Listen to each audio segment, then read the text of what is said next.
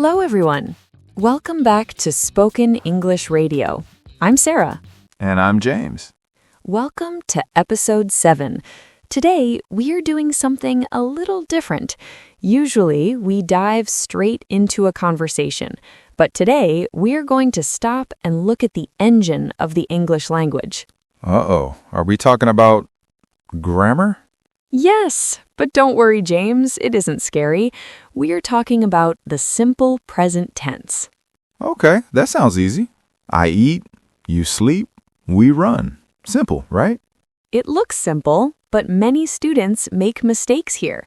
They use this tense for the wrong situations, or they forget the most important rule, the magic S.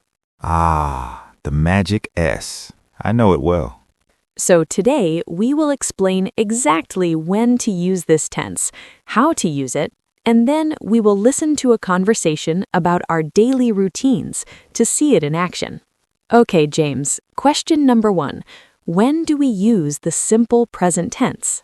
Well, we use it to talk about things that are true in general. Facts, like the sky is blue, or I live in New York.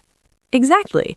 But we also use it for habits and routines, things you do every day or every week. Right, like I drink coffee every morning. Perfect. Now, here is the rule that confuses everyone. If the subject is I, you, we, or they, the verb is normal. I work, they play, we study. But if the subject is he, she, or it, third person, we must add an S to the verb. Correct. He works, she plays, it rains. It sounds easy, but when you're speaking fast, it is very easy to forget the S. Exactly. So let's practice. James, tell me about your daily routine, and tell me about your dog, Max. That way we can practice I and he. So, James, walk us through a typical Tuesday. What do you do? Well, I usually wake up at 7 a.m. I hate alarms, but I have to use one. The first thing I do is make a pot of coffee. I drink 2 cups immediately. Okay, so you wake, you make, you drink. No S. What does your dog, Max, do? Max is lazy. He sleeps until 8 a.m. When he finally wakes up, he stands by his food bowl and barks until I feed him. Did you hear that, listeners? Max sleeps, wakes, stands, and barks. Good job, James. What happens next? I take a shower and get dressed. Then I commute to the studio. I take the subway because it is faster than driving. And what does your wife do? Does she take the subway too? No, she drives to work. She works at a hospital outside the city, so she needs her car. She leaves the house before me. Okay, so you are at work. What do you do in the evening? I usually finish work at 5 p.m. I go to the gym for an hour. Well, sometimes I skip the gym if I'm tired.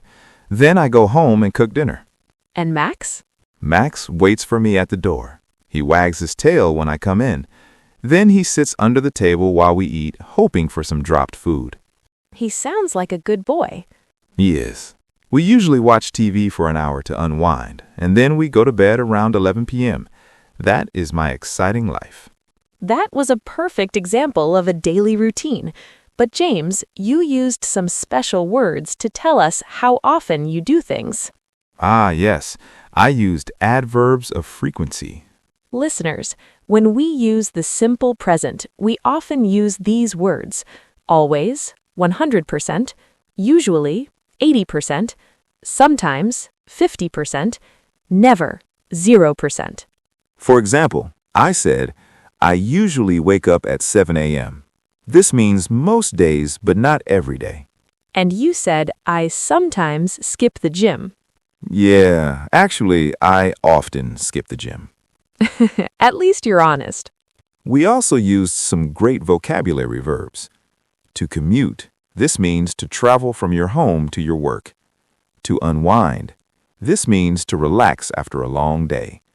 To get dressed, to put on your clothes. And don't forget the grammar rule. James commutes with an S. James unwinds with an S.